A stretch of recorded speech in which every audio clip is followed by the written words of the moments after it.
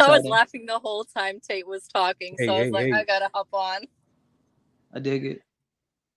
Hey guys. I'm like, What's going on? I'm a woman with a lot of opinions, so I'm like, it would be good to have a woman's opinion on this one. I dig it. I mean, he's getting a lot of hate from like different people, and I feel like part of it is he jumps on podcasts where like they exclusively have an agenda to make women and men bash on each other. Like the whole fresh and fit thing, those people are magicians. They're Freemasonic magicians. I mean, that one dude, he's a former agent for Homeland Security. So he's a federal agent with a podcast. Like it's public information. And like the entire agenda is to make women be up against men, and it's to rip us apart even more when in reality it's like we're in the same country and we all need each other. It's sad. They're hitting us from so many different angles, whether it's ethnicity, whether it's gender, because it's not even just women against men. It's people choosing their own identity and like clicking with that identity, and then they and slicing up the pie even more to make people just fight against each other. It's wild.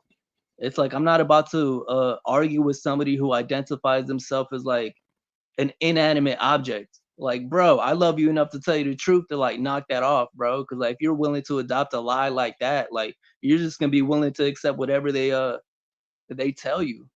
Like keep it G. Like it's such a weird world. We live in such a weird time. Absolutely. You know, we did a live earlier, and I was kind of just saying, like, at one time, tradition mattered. There were, you know, expectations from men and women where they were just understood. There wasn't a lot of uh, derision, conflict, and struggle between the two. They kind of just understood like who would do what, and it wasn't like the man was saying, "Make me sandwich." Clobber over the head with a mallet, caveman type of a mentality. It was just, I promise to take care of you as being the lady of this house. I promise to make sure that you were safe and covered, and you didn't have to worry about the robbers and the taxers and all of these different dangers. I was going to be that protector. And as far as with women, they would be nurturing, they would be loving, they would be your peace. They would make sure the home and just different aspects of it was like a yin and yang type of a thing, right? And then you introduce certain, like you said, ideologies. You introduce these things into the world. Now, what you've done ultimately is create a man versus woman type of a dynamic, which is, in my opinion, designed to eradicate the family, the nuclear home, to depopularize us even further and keep us in poverty. And it appears as if we're the enemy to each other, but the real enemy is the ones that is looking over us, spending millions and millions of dollars to advertise and promote sexual promiscuity, um, cheating, chase after the bag, chase after this, do that. You don't need this. You should go after certain things in a woman or in a man, and they've completely diluted the values, the core values of what we mean to each other. Just my thoughts, and I'm actually glad, Anna, that you pulled up because I don't like having these type of discussions without a woman's um a take on it, because it I'm into feels that. as if, yeah, it feels as if we're kind of attacking each other, which is not the case. That I don't, that's not my place or my position. Um, how do you feel about that video? And just, do you think that is any validity to it? Is it fallacy? Is it just how do you feel about it? Okay, so how I feel about it is, I mean, he has very valid points. But me as a woman, like my aspiration in life is to motivate and encourage other women to, go into the kitchen, go cook stuff from scratch. I mean, like I'm realizing what my purpose is, and this like lost trade with women, it's like being in the kitchen is something that is like demeaning or like it's beneath them. I mean, I've met a lot of women in my life that are married, and uh, they've told me, I mean, that, you know, my husband can go make his own sandwich. He can go cook his own dinner. I'm like, what are you there for? Like, he's doing everything. And like, I don't understand it. And so it's this feminist movement that really started breaking apart the family unit. Like my parents, they're married for over 40 years. Um, like you said, they just get it. Like they just work together, they do things together. There's no fighting, bickering. It flows smoothly. Um, so for me, like I grew up seeing that, and that's how I understand it. It's like the old family traditional way of having a family. And it's, when it comes to what Tate was saying about, like, if somebody comes to you and you want your man to protect you, first of all, I can, handle my own. I can protect myself, so I'm covered in that area. And secondly, I know God is my provider, so he always provides for me no matter what I've been through in life. And everybody sees that, everybody knows that, and there's a lot of envy and jealousy, but I can stand on knowing that, my living God is my provider, my protector. Um, so I mean, I'm into that. there's like a bit of truth to what he said, but at the same time, I mean, there are single people, you know, they don't necessarily need somebody else to do XYZ for them. So, but having that healthy dynamic is really important, and that's one of the things that Satan is after. It's dividing, you know, if he divides, he can conquer. So it's kind of That's my two definitely one cents of his on it. tactics.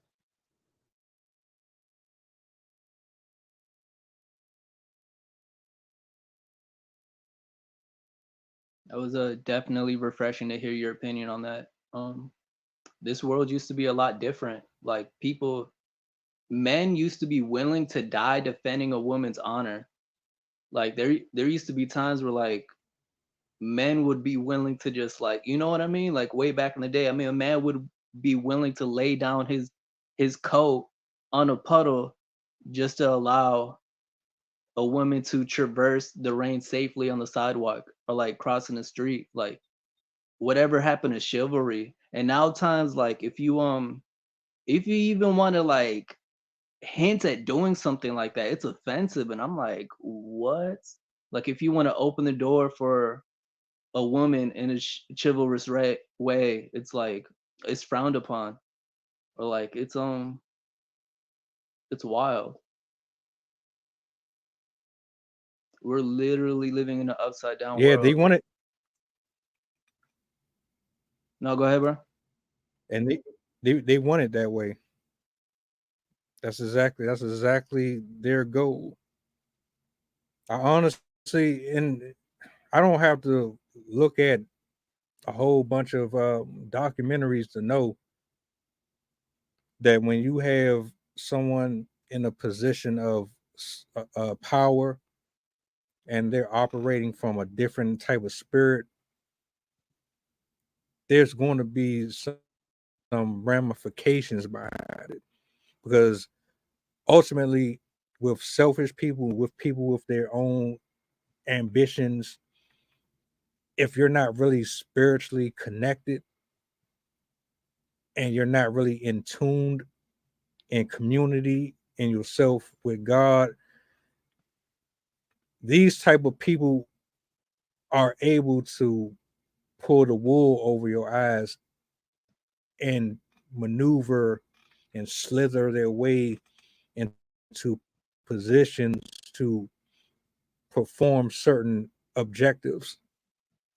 And we see it all the time. It's very, very evident. I mean, we've spoken on this a number of times, between the makeup industry, the music, so on and so on. Someone had to sit at a table, 20, 30, 10, 5 people, sitting across from each other and say, hey, so I have this pitch, I have this idea that I want to present to you. And if we plan this out, it could take a year, it could take 3 years, it could take a generation. But if we follow this blueprint, we could exterminate and eliminate half of the population by forcing them into financial destitution, put them in places, in positions to think that certain lifestyles, like having pronouns and multiple genders, is okay, create wars and all of these unnecessary conflicts between nations and countries. If we are able to do this from our desk, you sign off on this, I sign off on this, and then we put some idiot or someone who lacks the rational reason, and they'll just go for a bribe. We can pay them a certain amount. We can all we got to do is do this step by step, and we got something here. That's how I look at it. And That's with exactly what's going in on. terms of uh yeah, Andrew Tate, fresh and fit, like, who you giving advice about relationships and what qualifies men and women to be compatible and what you're supposed to look out for and things. But come on, man, you say, when you say it's okay for a man to be rich or be in a certain position of wealth and status, that he can have a wife or he can have a girlfriend, but he can sleep with multiple people, you're lying to people. You're condemning them ultimately. When you speak certain things into existence, you're condemning people. And then fresh, he's supposed to be a Christian. He's supposed to believe in God, and it's just, I have an issue with all of that. So, like you said, bro, it's a whole lot, man. And fallacy, I don't think it's a fallacy. I just, from my pair of eyes, it's just a systematic programming designed to actually make it seem as if we're actually fighting against each other, and we really shouldn't be. It's all by design. Like all these people have like a hidden agenda, and they try to make it seem like they're for the cause. They seem like they're willing to, because it's interesting that you mentioned like the spiritual aspect behind it, because there's something going on called the divine feminine, which is like part of the divine masculine, which goes into the whole Christ consciousness thing, which is the spirit of the antichrist. But what Satan is trying to do now is like make men spiritually submissive to women, and that's not how like God wants it to be, as far as like the nuclear family. Like it's supposed to be God, the husband, the wife, and then the children, and they're all supposed to work cohesively. But like right now, like, to for lack of a better word, they want men to like simp out, and it's like it's weird.